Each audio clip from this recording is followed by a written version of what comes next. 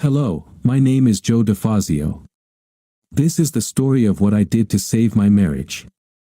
I have an average appearance, but my IQ is well above average. I work as a hotel porter. My wife and I are both 25 years old.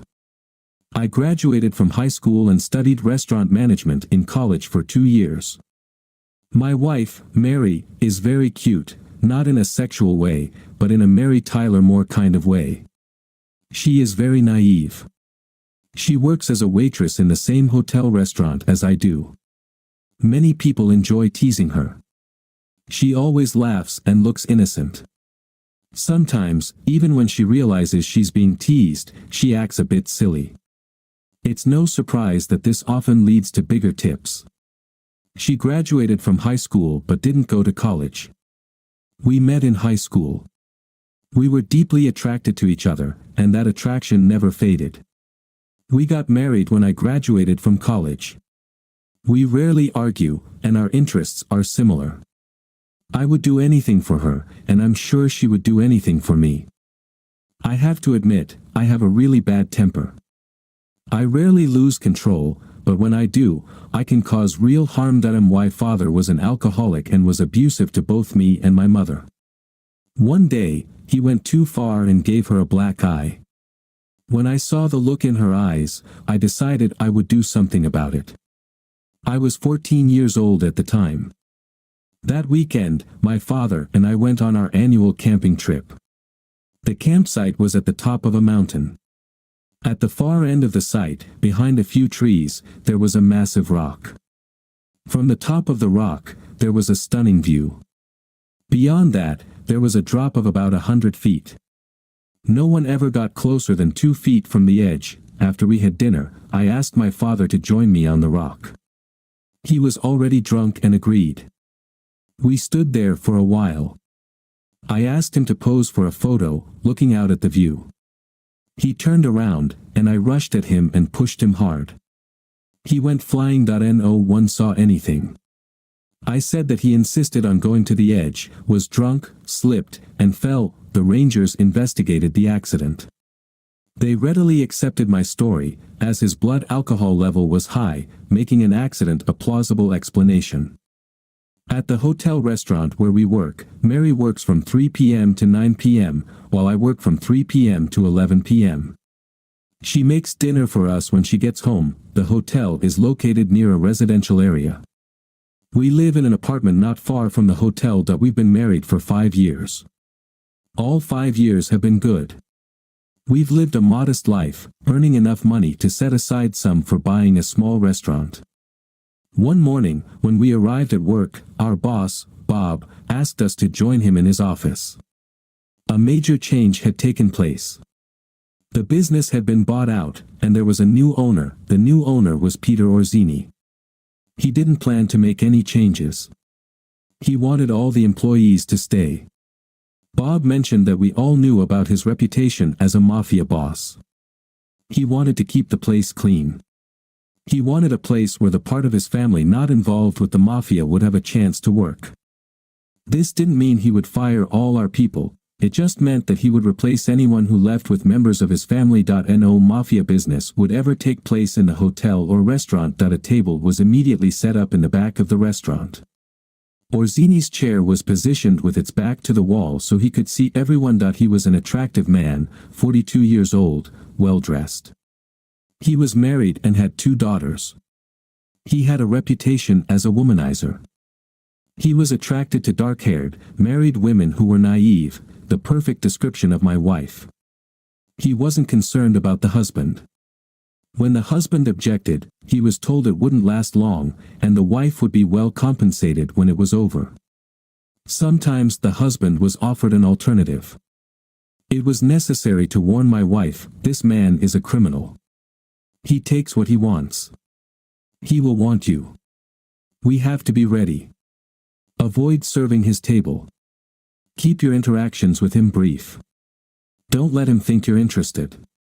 Our marriage is at stake. Mary replied that she would do whatever I said to avoid any trouble. 3 days later, Bob asked Mary to serve Orzini's table. "I'd prefer if you assign someone else to that table," she said. "He specifically asked for you. You have to serve his table." That evening, we discussed our options. Mary said, "We need to quit." I agreed.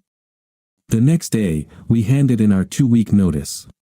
We explained that since Pete's family would eventually take our jobs anyway, we'd rather move on now that we were called into Bob's office.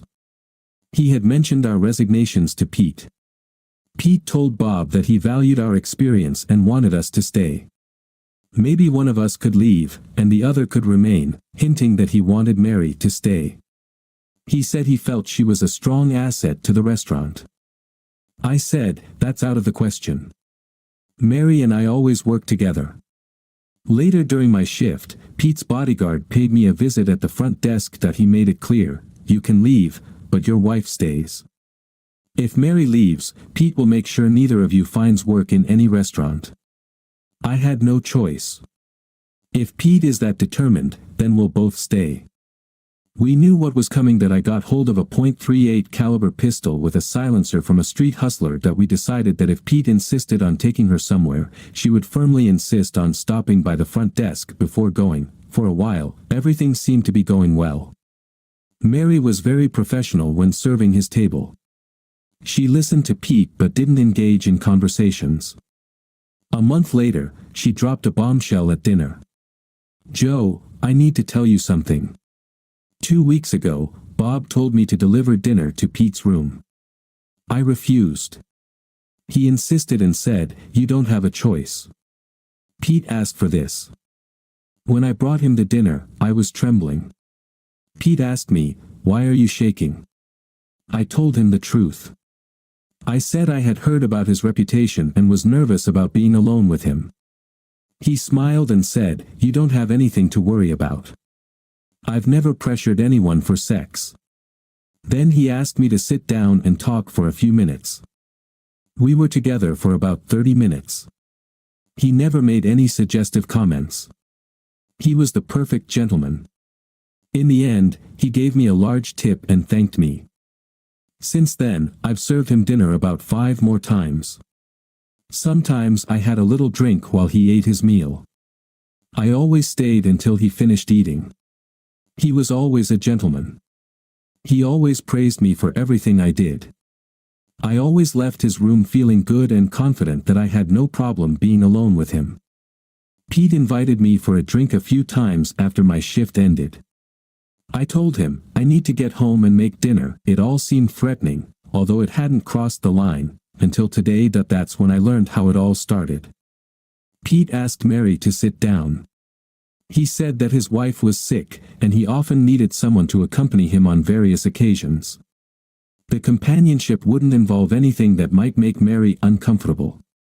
It would be strictly platonic. He would double her hourly pay, and when it was all over, he would give Mary a large reward. Mary told Pete that she appreciated the offer but would like to discuss it with her husband first. Pete said, "Your shift is over. Go home. I'll be happy to talk to Joe." Before Mary could respond, Pete walked over to my desk. He asked me to join him in his room at the end of the evening. Usually, people don't turn down my offers or requests. I need to make you a beneficial offer. I didn't tell anyone that I was planning to meet with Pete. That I exited through the front door and came back in through the back entrance. No one saw me, and Pete's bodyguard let me into his room. Pete asked me to sit down. He said, "I have a request. My wife is sick, and I often need someone to accompany me. I offered to double your wife's pay so she would agree to this job." I replied, "I love my wife. You have a reputation as a womanizer. I have no intention of giving you the chance to seduce her." Pete said, "There's nothing you can do about it. Mr. Orsini, if you insist on forcing my wife to accompany you, unpleasant things will happen. Do you still want Mary to accompany you?" "Yes, starting tomorrow." I stood up, pulled out my gun, and shot Pete in the head. Instantly turning to the bodyguard, I shot him between the eyes. Both died immediately. Then I placed both bodies on the bed, positioning them as if they were kissing. I left and walked home by the river. Along the way, I dropped the silencer in one part of the river and the gun in another. When I got home, Mary ran up to me and asked, "What did Pete say?" "He asked if you could be his escort." I told him, "You're pregnant. If you're always together, some people, including his wife, might think the baby is his." I suggested he wait until the baby is born before considering you as his escort. He agreed. Mary sighed with relief. Early the next morning, Bob called me. "Hell is breaking loose. They found Pete and his bodyguard dead in Pete's room. The cops are eager to talk to you. They're already on their way." I immediately told Mary what Bob had said. I told her, "Under no circumstances should you lie to the police. Just tell them the conversation with Pete exactly as you remember it." 2 detectives arrived. They questioned both Mary and me. She repeated everything she could recall from the conversation with Pete. My interview was much longer and more complicated. I told them the same thing I had told Mary. I added that the last thing Pete said was, "Call me twice and hang up if anyone comes asking about me." Anyone, even if I know them. They asked me, "Did you suspect that Mary and Pete were having an affair?" "No." "Are you sure the baby is yours?" "Absolutely." They kept asking questions about what I knew regarding Peter and Mary's relationship. I told them that, other than a boss/employee relationship, there was nothing else. They asked if anyone had inquired about Pete. No, no one asked about Pete. The last question surprised me. They asked if Pete and his bodyguard were in a homosexual relationship. I laughed and said, "Hell no, Pete was a womanizer through and through." That's where our conversation ended. After the police left, Mary asked me a lot of questions about the previous evening. After our talk, I doubt she thought I had anything to do with those deaths. The next day, we both went to work.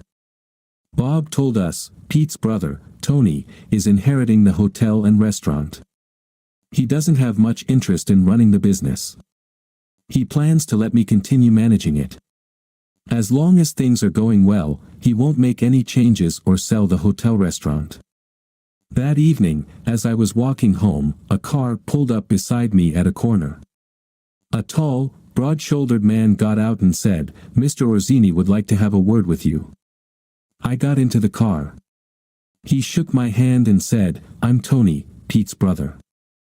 I replied, "I'm very sorry for your loss. Pete was a good man." Then he continued to question me about everything that happened the night of the murder. I told him the same story I had told the police. He was particularly interested in whether any men had been hanging around the lobby. He also described some men he was interested in. Then he asked about his brother's interest in my wife. I told him I had concerns. Pete had a reputation as a ladies' man. He also had a thing for married women. My wife is pregnant, so I was hoping that would discourage him. It seemed like it did. I kept a close eye on things but wasn't overly worried. "Well, if my brother had made a move, what would you have done?" "My wife and I would both have quit our jobs and moved." I was afraid of Pete. My brother never forced his attention on anyone. He enjoyed seducing women. That's what excited him. He always chose a naive, married woman. He liked the game. Once he succeeded, he would soon abandon her. Pete's wife knew about this. She allowed it. He would pursue women for as long as it took, always chasing multiple women at the same time. Sooner or later, he would succeed. My answers seemed to satisfy Tony. He said he hoped that both my wife and I would stay at our jobs and that I could feel safe. He wasn't interested in married women. He asked me to pass along any information I might learn about Pete's death. I said, "I'd do anything to help find the killer." Then Tony asked the driver to step out of the car. He asked me if I had ever seen anything that would make me believe Pete or his bodyguard were gay. I confidently said, "No." He then asked, "Were there any gay men hanging around the hotel that evening?" "No, but sometimes I suspected that Bob was gay." That's where our conversation ended, and I went home. That I told Mary about my conversation with Tony and asked her to keep an ear out for anything that might help identify Pete's killer. Tony would sometimes stay at the hotel and always wanted to talk to me. We gradually got to know each other. I started to like him. He was a pretty regular guy. From rumors, I learned that he had taken Pete's place as the mafia boss. We never discussed that part of his life. That I don't think revenge was Tony's main motive for trying to find Pete's killer. I believe he wanted to find the murderer for his own safety, since the motive for the killing was unknown. Sometimes Tony would invite me to join him for dinner. He was always interested in cooking and how food was prepared. I was studying both to prepare myself for the time when I would have my own restaurant. One day, he asked me to manage the restaurant. The current manager was leaving to run a large, popular diner. I didn't even ask for a raise. I agreed right away. Life was good. The only thing that bothered me was the thought of someone being convicted for Pete's murder. I didn't want anyone to be sent to death or prison for something I had done. One day, I asked Tony if he had any clues about what happened to Pete. Pete made a lot of husbands and wives angry. I think it was someone he knew. I'm almost certain it was a man. I've checked the wives he slept with over the past few years. 2 of their husbands had access to weapons and the knowledge of how to use them. Both were very angry about Pete sleeping with their wives. Another reason why it was likely a man is, how could a woman have placed the bodies in the bed? The person who did this was very angry. They did everything they could to humiliate Pete. None of them pose a threat to me. I've decided that unless new evidence comes to light, I'll leave it alone. Mary pretended to have a miscarriage. No one suspected that she was never pregnant. About a month later, Mary confessed to me that she suspected I had killed Pete. She was afraid of Pete and would have gone to bed with him to protect both of us. She loved me deeply and would have done anything to save our lives. She never encouraged any man. She ignores all advances that I'm still crazy about her. I would take down the entire gang to protect our marriage. That I never confessed to her what I did, but I also never directly denied it. Mary and I are happy working together. She still plays the naive act and gets good tips. We're planning to have children next year. Then, she'll stay home. I hope to remain the manager until I retire. I also hope I never get that angry again. The mystery of Pete's death remains unsolved.